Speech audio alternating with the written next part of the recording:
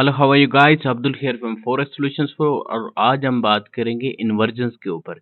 इन्वर्जन्स क्या होते हैं और बेसिकली इनको कैसे ट्रेड किया जाता है।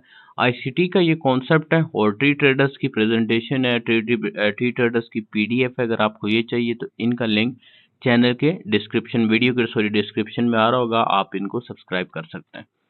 सबसे पहले हम देखते हैं फेयर वैल्यू गैप क्या होता है। फेयर वैल्यू गैप की अगर आपने वीडियो नहीं देखी तो काइंडली वो देखिएगा। यहाँ मैं आपको बता सकता हूँ सिंपली कि ये बेसिकली 3 कैंडलस्टिक पैटर्न होता है। जैसे कि ये बेरिश फेयर वैल्यू गैप है, इसमें क्या होता है कि फर्स्ट कैंडल का लो थर्ड कैंडल के हाई के साथ ओवरलैप ना कर रहा हो, तो बेसिकली जो बीच में गैप बना है is equal to you fair value gap कहते हैं और इसको बेरिश फेयर वैल्यू गैप कहते हैं। ठीक है, इसको सीबी भी कहते हैं, sell side imbalance by side inefficiency, ये भी आप याद रखिएगा। और ये आपके पास बुलिश है, by side imbalance sell side inefficiency या बीसी इसको कहेंगे, प्लस ये बुलिश फेयर वैल्यू गैप है। इसमें जो है ना फर्स्ट कैंडल का हाई थर्ड कैंडल के लो के साथ ओवरलैप नहीं कर रहा होता, तो इस दरमियान में जो गैप है ये is equal to fair value gap होता। इन्वर्जन्स क्या होते हैं? इन्वर्जन बेसिकली हमारे पास एक फेयर वैल्यू गैप है, हमारे पास एक मार्केट आ रही है। मार्केट क्या है? बेरिश मार्केट है, लोअर लो लोअर हाई लोअर लो लोअर हाई लोअर लो लोअर हाई बनाती आ रही है, इसका मतलब है बेरिश मार्केट है।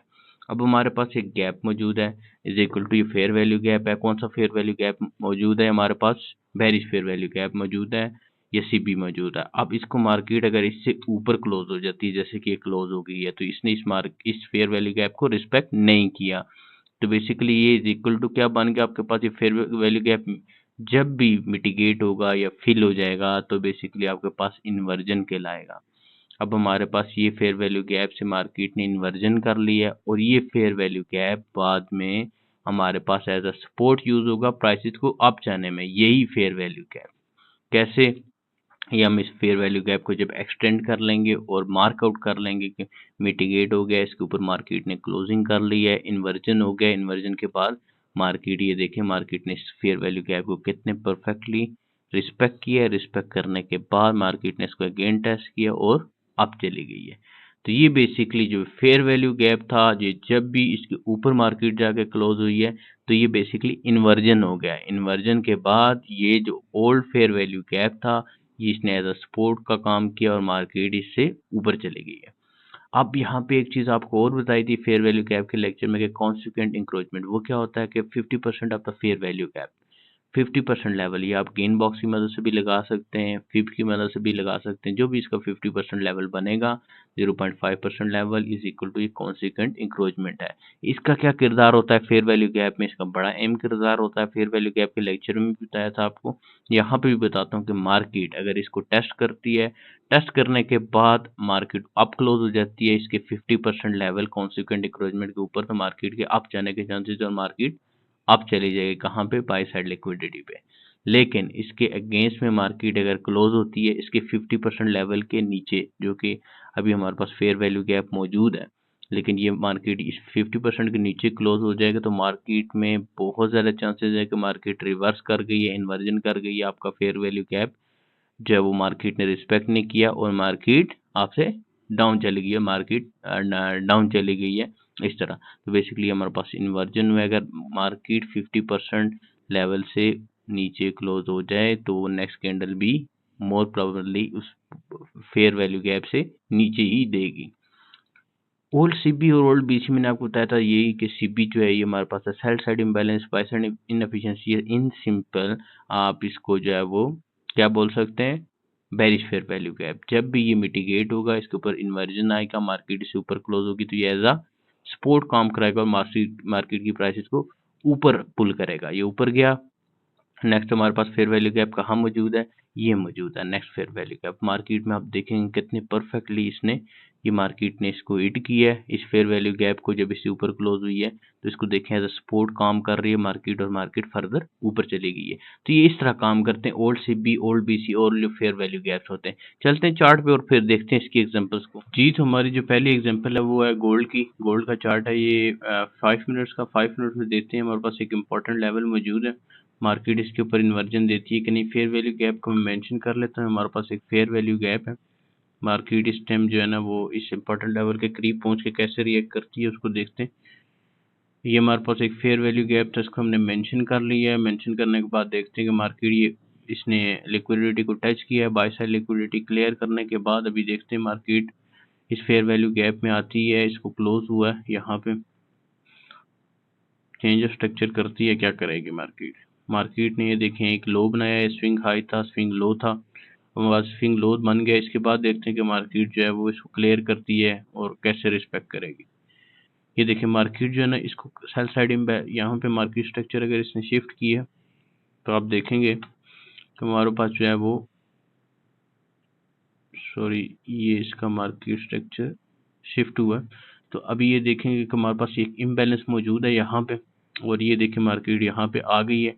अगर हमने ट्रेड लेनी है तो हम कहाँ से लेंगे, ये फेयर वैल्यू गैप जो हमारे पास यहाँ पे मौजूद था, ये इन्वर्जन में हमारे पास एज अ सपोर्ट काम करेगा नीचे। तो हम अगर इसकी एंट्री देखते हैं शार्ट की, तो इस फेयर वैल्यू गैप की ओपनिंग पे देखेंगे। ठीक है, हमारे पास ये स्विंग हाई और या ये बेसिकली स्विंग हाई हमारे पास स्टॉप लॉस होगा, और टेक प्रॉफिट हमारे पास इस सेल साइड लिक्विडिटी मौजूद है। उसके बाद भी देखेंगे मार्केट कैसे रिएक्ट करती है इसको। अब ये देखेंगे कि मार्केट बिल्कुल ऊपर नहीं गई, क्योंकि यहाँ पे हमारे पास एक क्या मौजूद था, फेयर वैल्यू गैप मौजूद था। इस फेयर वैल्यू गैप को क्लियर करने के बाद जो ही क्लोज हुई है, तो ये बेसिकली एज अ सपोर्ट इसने किरदार अदा किया, और यहाँ से मार्केट रिवर्स हो गई है इसको टच करने के बाद। ठीक है, अगर आप इस फेयर वैल्यू गैप का वेट करेंगे, ये जो इसका फेयर वैल्यू गैप था 5 मिनट में, तो फिर आपने ट्रेड मिस कर देनी है।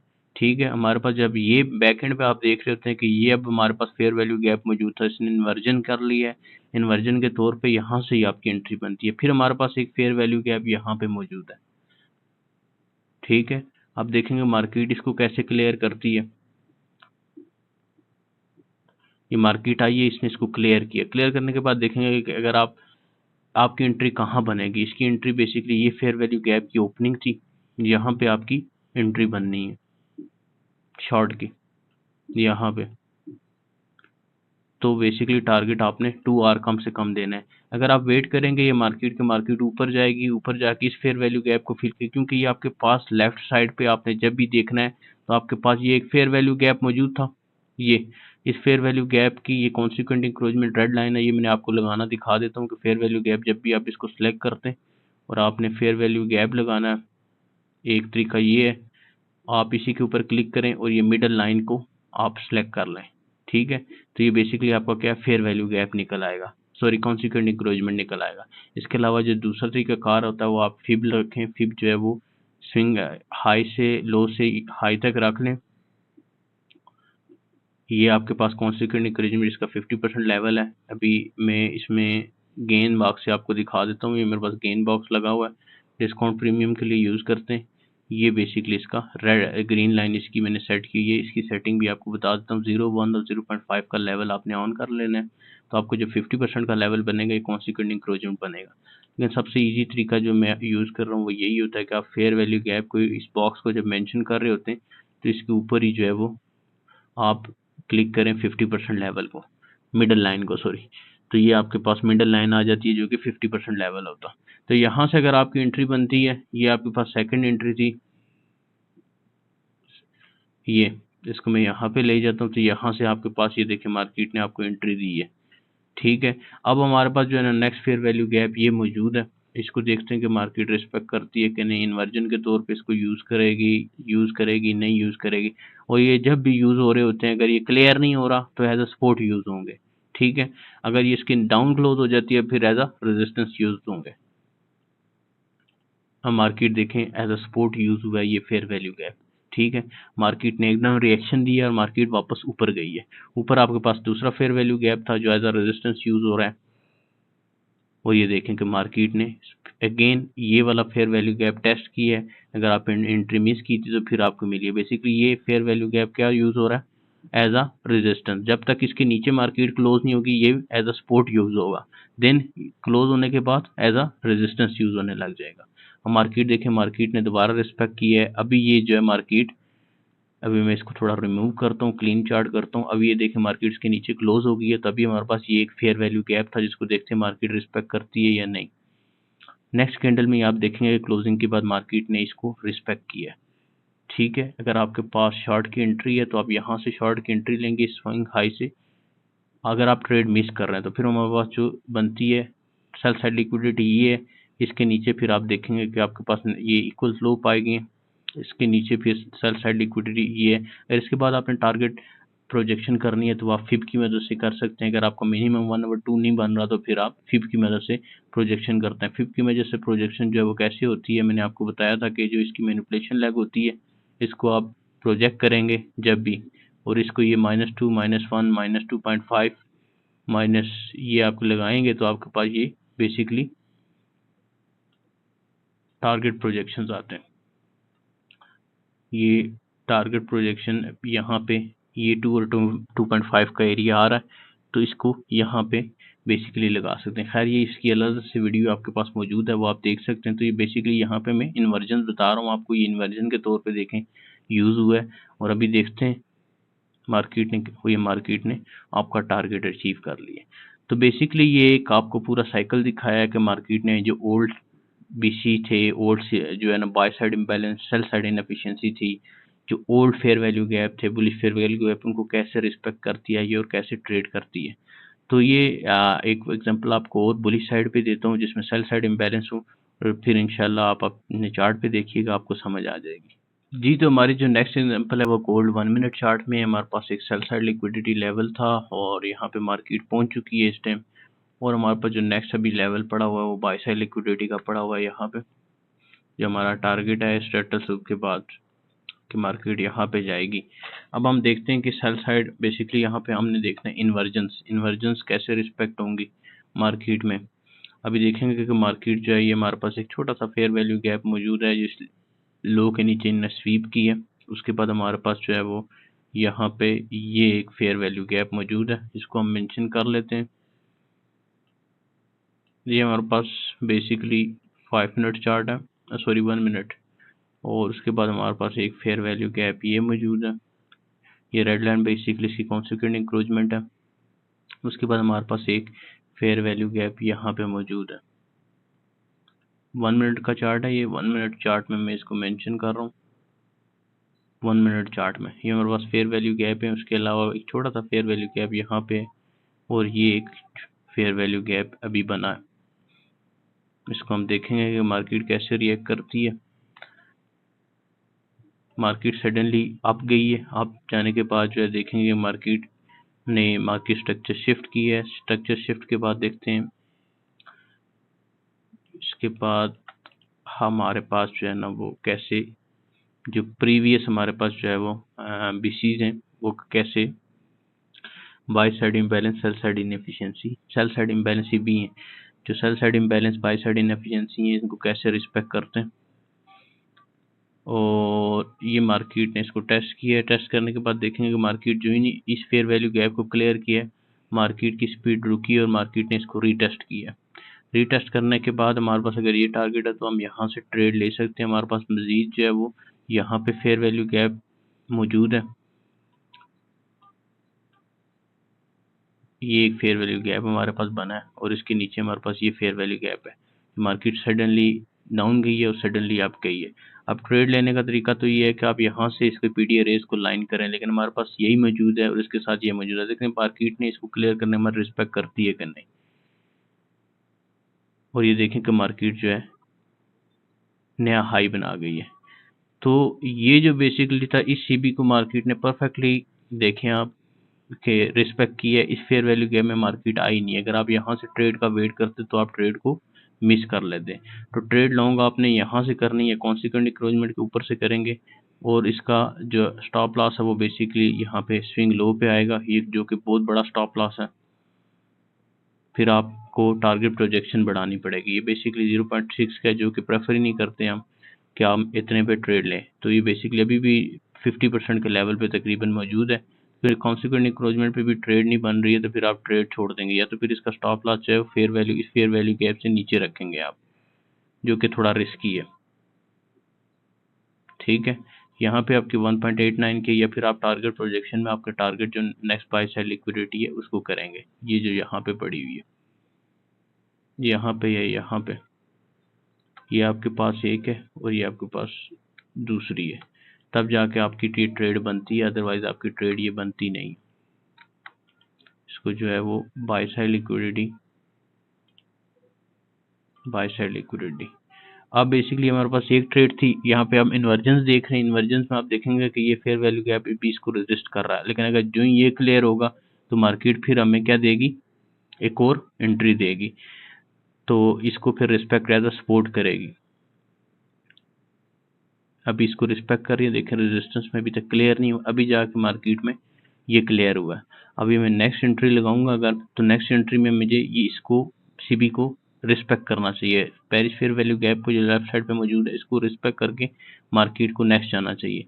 तो उसके लिए क्या करेंगे कि हमारी एंट्री जो बनती है नेक्स्ट, यहाँ पे हमारे पास एक जो फेयर वैल्यू गैप मौजूद है, मैं इसको रिमूव करता हूँ, वो ये मौजूद है, ठीक है। और उसके अलावा एक कॉन्सिक्वेंट इंक्रोचमेंट यहाँ पे, और ये हमारे पास लेफ्ट साइड पे इन्वर्जन का फेयर वैल्यू गैप मौजूद है। हम जो नेक्स्ट ट्रेड लेंगे लॉन्ग की, वो अगर इस कॉन्सिक्वेंट इंक्रोचमेंट पे लेते हैं तो स्विंग हाई पे हमारा टारगेट है, ये स्विंग लो था, इससे नीचे हमारा स्टॉप लॉस होगा। मार्केट देखते हैं कैसे रिएक्ट करती है।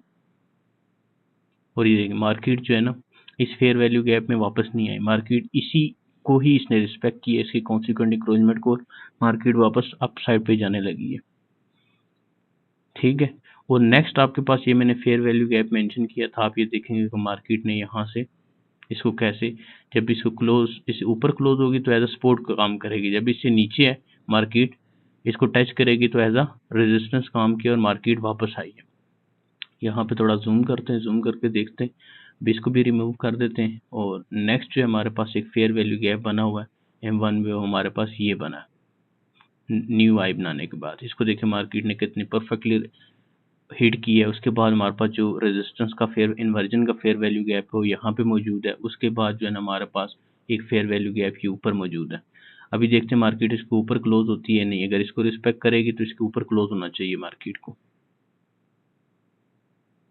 और मार्केट ने बिल्कुल इसी को रिस्पेक्ट किया। देखें इसे कॉन्सिक्वेंट इंक्रोचमेंट लेवल को रिस्पेक्ट करने के बाद मार्केट इसके ऊपर तकरीबन क्लोज हो गई है इसके ऊपर। तो मार्केट ने फिर हमारे पास एक नया फेयर वैल्यू गैप दिया था, ये हमारे पास नया फेयर वैल्यू गैप है। मार्केट ने ये सडनली इसकी मूव है अप एंड डाउन की 1 मिनट की, हमारा टारगेट जो है वो बेसिकली ये है, और सेल साइड में हमारे पास फेयर वैल्यू गैप एक इधर मौजूद है। इतना तो खास मौजूद नहीं है, लेकिन मौजूद है हमारे पास, जिसको मार्केट को रिस्पेक्ट करती है ये नहीं है, हम देखेंगे अभी।